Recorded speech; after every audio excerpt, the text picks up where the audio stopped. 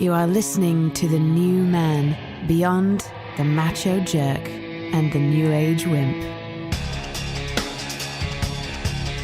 Your host is men's coach Tripp Lanier.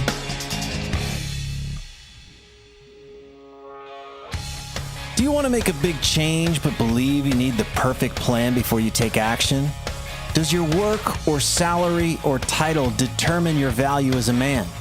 And how do we know when it's time to make a big change? Today, my wife Alyson and I pick up where we left off in the episode entitled A Bold Way to Start a Relationship. We explore how I went from feeling very confident to very lost, how I spent years dicking around while waiting for the perfect plan, and how I finally pulled my head out of my ass and got back on track. What was the final thing where you were like, all right, that's it, I'm moving to Boulder? Well, meeting you, it was like, okay, what are you waiting for? Like, let's go. Let's just pull the trigger. You've already set up your company in a certain way so that you can work remotely. You've been preparing for this. You told yourself that you want to go down this road. Here's this really cool gal. What else do you need? Mm-hmm. Let's go. Let's figure it out. And so within a really short period after meeting you, I was out in Boulder. Yeah. I packed up my dog and my truck and a couple of guitars and I was out there. Yeah. I remember being really happy and excited and also concerned because you were leaving the life that you'd known. You were leaving comforts that were really crafted as yours back before. You were also leaving your men's group and you reached out to Jason and within a really short period of time of being out there, I joined that men's group with those guys. It was 10, 11 really powerful men. And that was an education in learning how to facilitate and I just learned a lot being with those guys, but then also being challenged to lead in that environment. Mm-hmm. It was a lot different. It was like, oh, wow. Yeah. What was it like from the culture of these guys were all Florida? Professional personal they were growth. All therapists, they were basically. all therapists. Yeah, I think they were. They were most of them, if not all of them, maybe one or two guys were not. Yeah. But they had all really cut their teeth to be professionals in this way. So it was a really high bar, knowing that they knew that they were going to be seen by other guys doing it. It wasn't so Wild West anymore. It was really a lot more bringing the skills. This is how you do it, and this is how you do it at a high level, because I think they wanted to show what they had to each other. But so I got to train in that environment, and I benefited greatly just personally, but then also learning how to lead and be with those men. Also, like, oh, this is what works. This is what really helps one another in that way. That was amazing to be a part of that. And thank you for that again. But that was huge to have that support going through that. And, it obviously opened up a lot of doors for me to meet other people in the community too. Yeah. So from my, again, fast forward again, there was so much growth, so many changes, so much happening. And a lot of it was amazing and great and lively and new and bold and just a lot of new growth. And I thought you were hanging with it beautifully. And there came a deeper challenge that started to show up. Yeah, it was essentially, I see this a lot with other guys too, is like we get so identified by our work. Our work identifies who we are. And beyond that, it identifies, it ties into our self-worth. And I was in a position where I was working a lot less because I was working remotely. And I was in this transition of basically starting to sell my company. And which sounds great. It sounds like, wow, that's really cool that you'd be able to do it. What a luxury. What a luxury to be able to do that. But what was really going on was like, shit, who am I? If I'm not, the guy that's running this business or not, I just started to really feel uncomfortable with the next phase, whatever that might be. Well, because it wasn't all premeditated, planned out. You had some clarity, but I remember there was tension for you around like. Well, I had a hunch that I knew that I wanted to do something in personal growth. I knew that I wanted to do something in that arena. I didn't know if I was going to, do something like coaching or if I was going to start some kind of an events business. There was all these business models, but underneath all of that was uncertainty and doubt, self-doubt, like, shit, well, I don't know if I can create another business and do well for myself. And who am I to think that I could help people in a certain way, especially being in a men's group with all of these really powerful guys. And I was like, geez, man, these guys are samurais. Like, I can't hang at that. Like, who am I? You know, there was that. I was being reminded of your community, a lot of really powerful people. And I was the new kid. I was just the noob. And this world, it was starting to dawn on me that if I wanted to play in this world, I had a road. I had a road and a proving ground. And I started to severely dick around. Like, what do you mean you were dicking around? You were playing it safe? I was waiting. I was doing the thing of like, I don't know what to do, so I'm going to wait. And waiting just meant I was waiting for the perfect plan. I was like, you know, I've got time to wait. I've got a little bit of a cushion here, so I can just kind of hang out. But underneath was this thing, it felt like a runway, like I'm going to run out of whatever few dollars I've got, and I need to have a plan. I need to have something figured out. And that was uncomfortable, feeling in that, like I was in that limbo, that purgatory place of not knowing. Yeah. And it was like, I'm driving across the desert and I've got a certain amount of gas in the tank, but I don't know if it's going to get me across. Like hoping and hoping. And what I was doing was I wanted something to come along and save me. I wanted somebody to recognize my talents and figure out what I would be great at. Hey, come work for us here. Yes. I was waiting, like any moment, any email was going to come through or whatever. And there'd been a few of those kind of promises, but I noticed that I wasn't really taking responsibility and driving that for myself. And so whatever ballsy, bold guy we were talking about before, no, I'm going to sit here and sit tight and wait and hope that the perfect plan shows up. And this is where it comes back to perfect plan means I won't have to be uncomfortable doing hard work. Yeah. I won't have to take any risks with my time and energy and money. And I'm not going to have to look bad if I fail or if I'm the noob. I wanted to make this easy transition and not have to work hard for it. Well, and it's interesting because the more you sat in that place, the more it seemed to devolve in your psychology around there's something wrong, or you don't have enough of something, or. Well, this was also a phase where I was in Boulder and there was just like, everybody saw this kind of the part of the culture there, which is if you've got a problem, it's because of your psyche. Yeah. Your shadow. Yeah. It's like, you can't figure out what to do professionally. Oh, you can't figure out what you want to do professionally.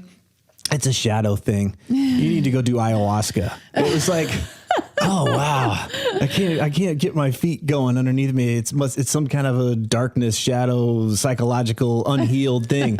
You know, that's the hammer and the nail for that culture that we were in, which is, and I believe like something was really wrong with me because I couldn't get any traction. And so was there something really wrong with you? I think it's not so much if, it was to what degree is there something really wrong with me. But I started to realize that there wasn't anything wrong with me. I was just scared. And I was scared to be uncomfortable. I was scared to risk time and energy. I was scared to do something that might make me look like, I didn't want to be a noob again. I didn't want to fail.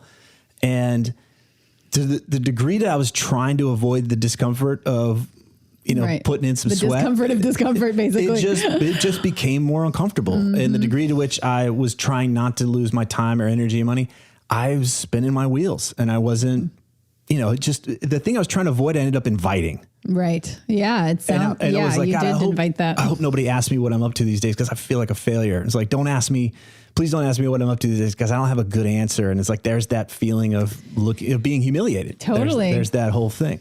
You were refusing essentially for your call. Right. Anyway, your head was up your ass. My head was staunchly up your butt. Yeah, my head is totally up my ass, and I felt fragile. I did not feel strong. And I had tons of excuses.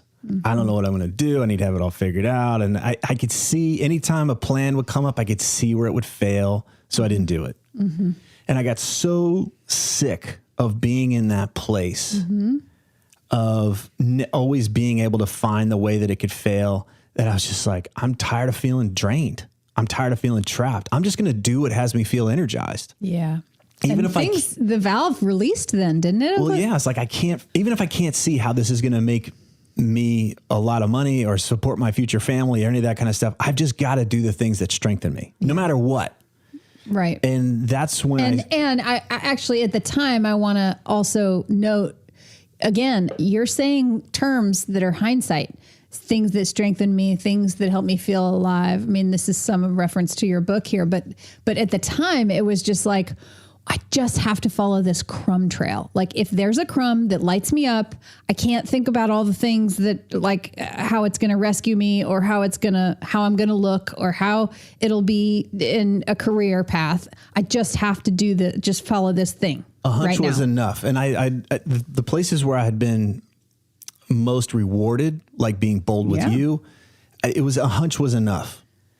And following the thing that had me feel stronger was enough. I didn't need to see how the 10, 20, 100 steps were going to show up. I just needed to see that next one.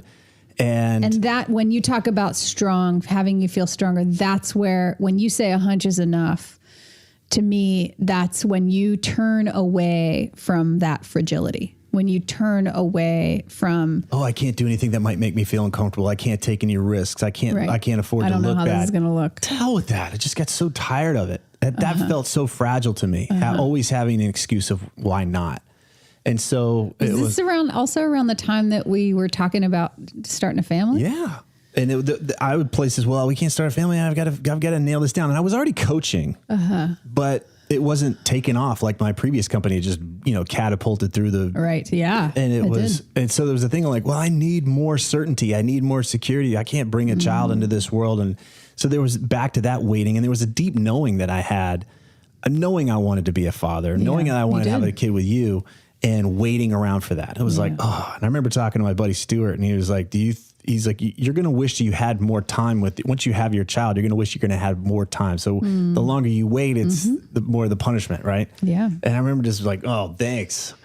That's a stinger. Yeah. It's not helping. So this whole waiting for the perfect time thing. And it was just around that time of just coming back to, I don't need to have the perfect plan, but I am going to come back to, I'm going to commit to what strengthens me. I'm going to commit to what has me feel stronger.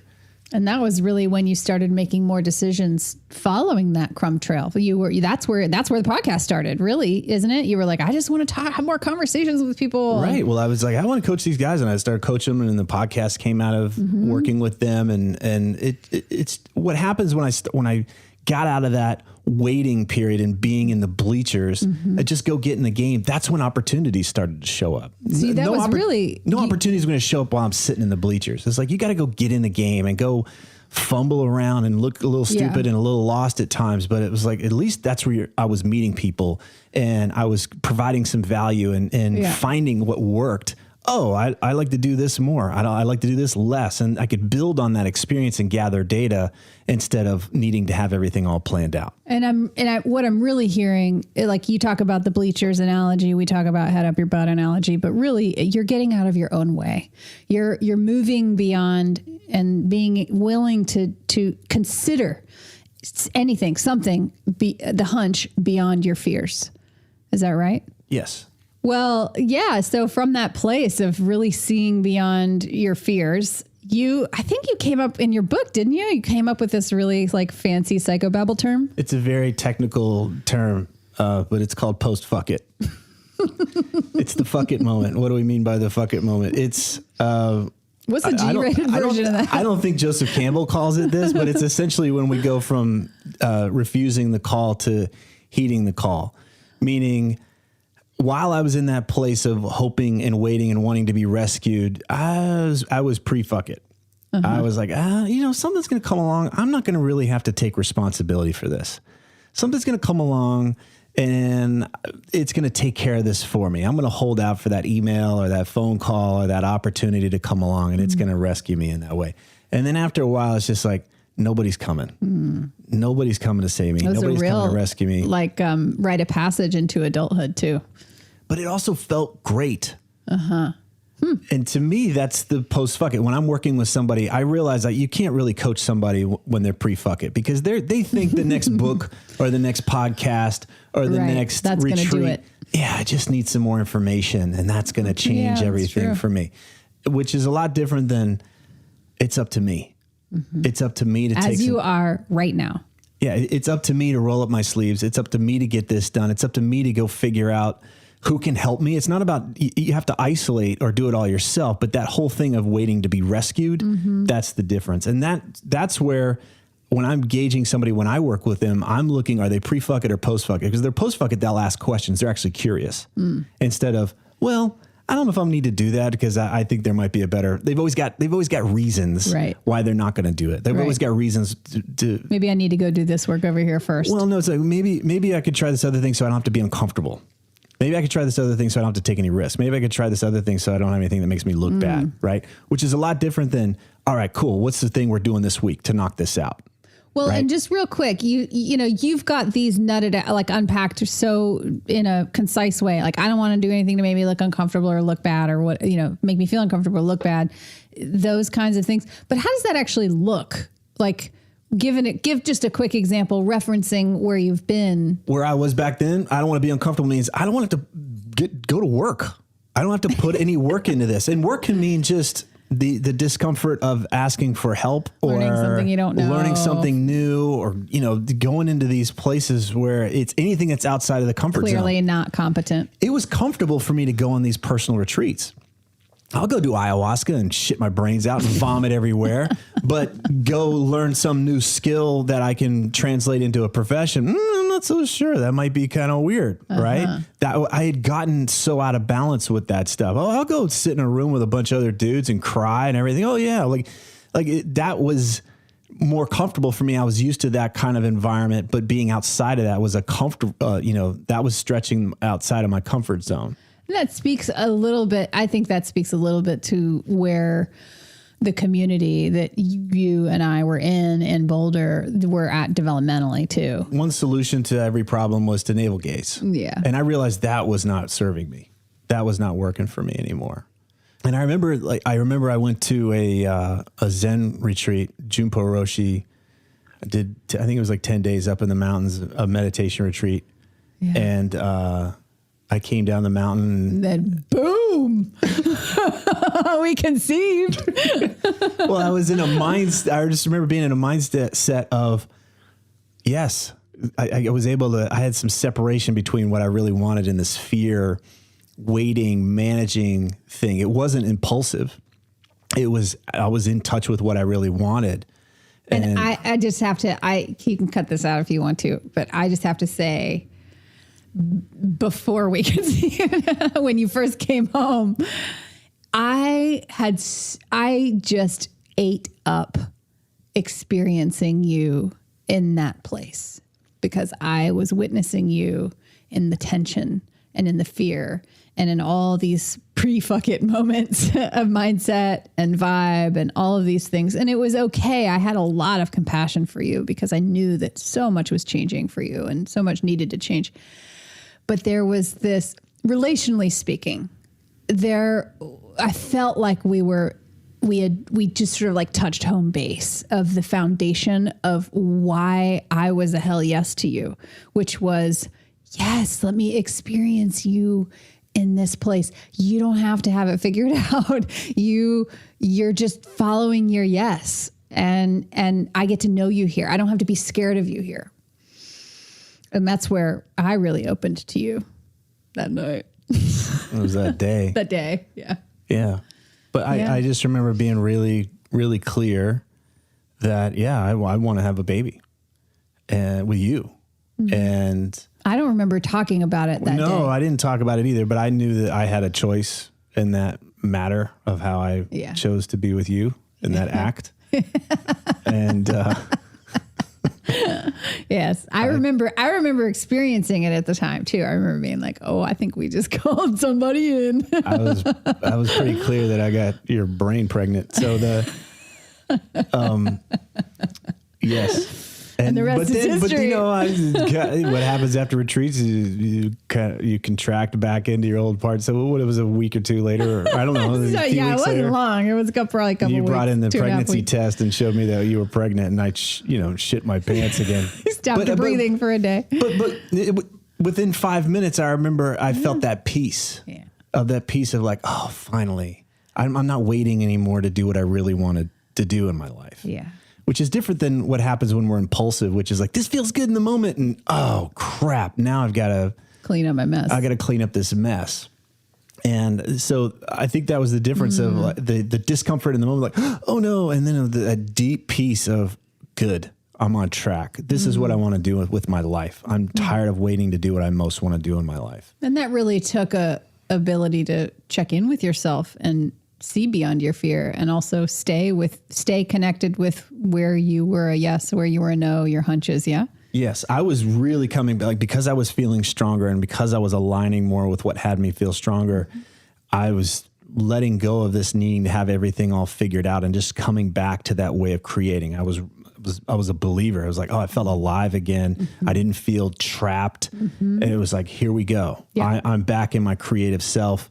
I don't have it all figured out, but we're going to figure it out. Like I had that, we're going to figure it out mindset, and I'm going to figure this out. Yeah. And I just felt strong. I felt clear, and we had a lot of questions. We had a baby on the way. And of course we made it even easier by deciding to move to Florida. Which you thought was really a great idea. Oh man, the whole time. It was so good. Well, you timed the move, the question of the move really well. I will say that. Well, truly, you timed that well. Yeah. Yeah, it was tough. But at the time it seemed crazy for me, someone in personal growth, somebody who was a coach, and it was like, why leave this mecca of doing that work? But the reality was I was not feeling strong there in Boulder. Like I was just feeling drained. It wasn't working for me. Yeah. And I'm really curious about that, because when you first got there, I mean, what were you there for? 5 years? I don't know. It was about 5 years. Yeah. So from the start, like that was like the calling. Boulder called you. And then when you got there was all this like, oh my gosh, yes. Oh my gosh, yes. Oh my gosh, edgy, but yes. And then it worked until it didn't. Right. And so did you outgrow it? I don't think so. I think I got what I needed to get. And I think that was Which tough. was what? Like, if you could summarize, what was it that you needed to get there that you got? I don't know how to put it succinctly. It was just more of a felt sense. I had skills to learn. I had friendships to develop. I had opportunities to take.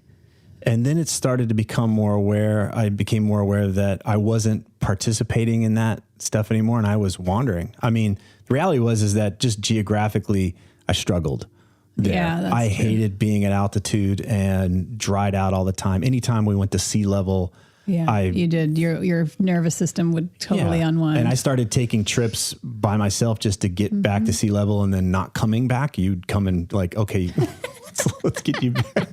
Well, that's an exaggeration. But you would also experience me as a different person. Like when we would go to Hawaii, we'd go to Florida, so I'd be like, wow, you're such a different person in this climate. Yeah. And You're like, so much calmer and unwound and settled. So it was like, well, what do I do? What's it look like for me to really honor that? Like where I feel most alive and where I feel strongest.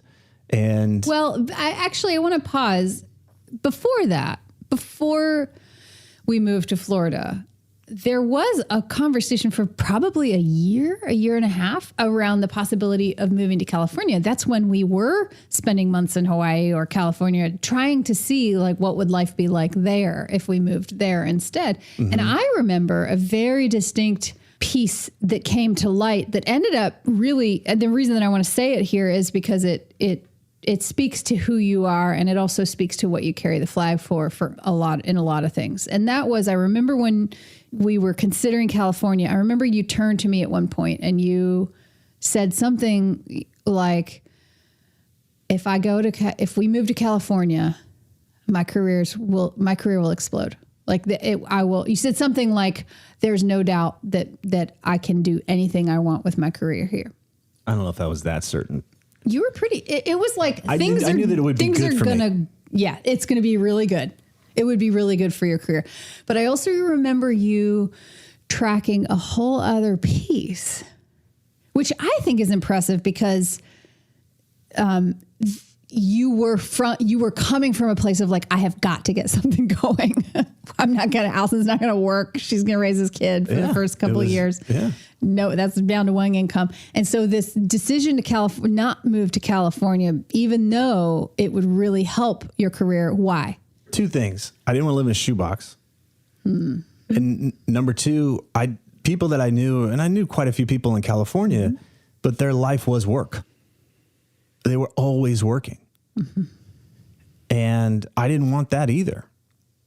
And what gave you the, why not? What gave you the mindset to be able to see beyond work when you were coming right on the tail of being like, I got to get something going. You had a baby in your belly. It's like, I want to be able to spend time with my family. I don't want everything to be about work. And I didn't want to be in a position where I had to work in order for us to just get by. So you were, even back then, you were tracking your freedom, you were tracking your peace. Yeah. Where's the aliveness? Where's this freedom? Where's just, where do I create unnecessary stress for myself? And it was like, why would I stack that on? That's how it occurred to me. It was just like, this doesn't feel spacious. And it's not like I moved to Florida, I worked my ass off. Yeah. I was seeing 30 clients a week. Like I was crushing it once it got going. So that was a lot. Yeah. On top of doing podcasting and all that kind of stuff. So it wasn't that I wasn't working, but it just felt way more spacious that I felt like I still had a life that I can enjoy. It wasn't this work or nothing kind of thing. And that was the story I had about, we'd live in a shoebox and it'd just work all the time. Our entire lives would be about work. Our social life would be about work. And, it was just, I just didn't want that. I wanted some separation there. Yeah. You had the foresight to, and who knows, it may not have been that way, but that's how it occurred to me. That's how it was occurring. Yeah. I mean, that is how just it was based on the relationships I had with people there, that was typically how they lived their lives. Yeah. And I just didn't want, that wasn't. Every time you went out there was like, all the conversations were about work and getting things going. That's why people were living there, was for work. Yeah. So. You're in Florida, you're seeing 30 clients a week, which is still a lot of work. And this is like, I don't want to glaze over the fact that you had gotten trained in how to be a good coach and all the things. Yes, there was, we're glossing over a lot of training and a lot of work to be able to work at that level. Yeah. And your own, your known and lived experience of doing the work. That's something that is a highlight for me, because coaching programs, they may or may not make you a good coach. But the thing that I was aware of for you is that you had done your time. You'd done your work. Well, I think that the big thing that shifted was that I went from, Steve Chandler calls it the room of mirrors. I always love that term, which is where we can't seem to, we're wondering why we're struggling. It's because the only thing we're focusing on is ourselves. And I think that Boulder, by and large, represented that to me. What's wrong with me? Why aren't things happening? Oh, it must be me. What is it about me? Right. There was a thread of that going on. And what shifted after I got into post-fuck it was, I need to learn how to help people better. And I need to learn how to communicate that better. And suddenly it wasn't about me anymore. And maybe the narcissist in me was like, but we need to keep making it about me. But it was also a relief where it was like, just go get good at doing this thing. Go get good at helping people. Yeah. Go get good at helping people move from A to B. Yeah. Go get good at helping people overcome this particular challenge or whatever. And that was something I could sink my teeth into. Yeah. And I didn't have to heal something in order to do that. I could just go do the work instead of, like Chandler says, stare at myself in this room of mirrors and wonder how I look from every possible angle. Right. Yeah. And so I think it goes hand in hand. We do our personal work and that can get out of balance. And then we can also just be all about the work and lose touch with who we are. But I think that next phase, I had some balancing to do to come back and just learn how to be professional and learn how to work with others in a way that really served. And that's where coaching really helped me. The types of coaches and the people I was hiring at that point were helping me develop my business. People you were hiring for you, right, to help you. Yeah. Right. And it really helped me see the value of what I was doing was, I'm helping people move from A to B. I'm helping them solve a problem. And it was less about who gives a shit like who Tripp Lanier is. It was about, can I help them or not? Yeah. And if I could help them, then they were going to pay for it. And if not, oh, well, they weren't going to pay for it. So that brought some I liked that tangibility. I liked having that conversation and getting out of that place of who am I? It doesn't really matter who I am. It's like, let's go help these people. The last 10 years for you has been about that, has been about serving the shit out of people. I want to thank you for helping me with this. I appreciate you insisting that this would be interesting and helpful to go through this stuff. And so I appreciate you. Yeah.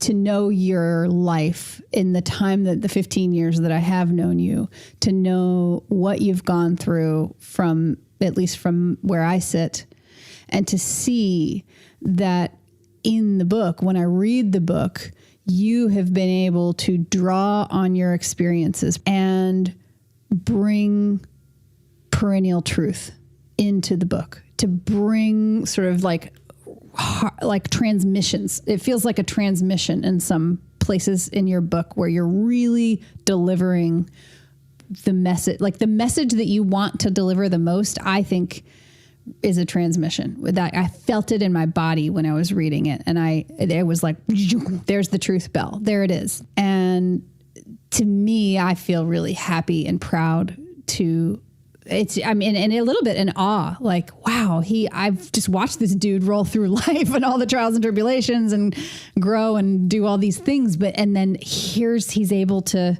make sense of it all and then say something about it, combine it with all the people that he's helped over the years and actually say a thing about it. Was the thing that you're talking about the part in the book where the doctor stuck his finger in my eye? That was not the part I was thinking of, no. Although when I was saying you were able to take all of your experiences, I did have a moment where I was going to say, even your humor, even your crass, like profane, raw, raunchy humor, you even were able to take that and make something out of it. Good. So. I'm glad you appreciate that too. Of course I do. If these interviews are helping you, please leave a positive review on whatever podcast app you use so that others can discover the show more easily.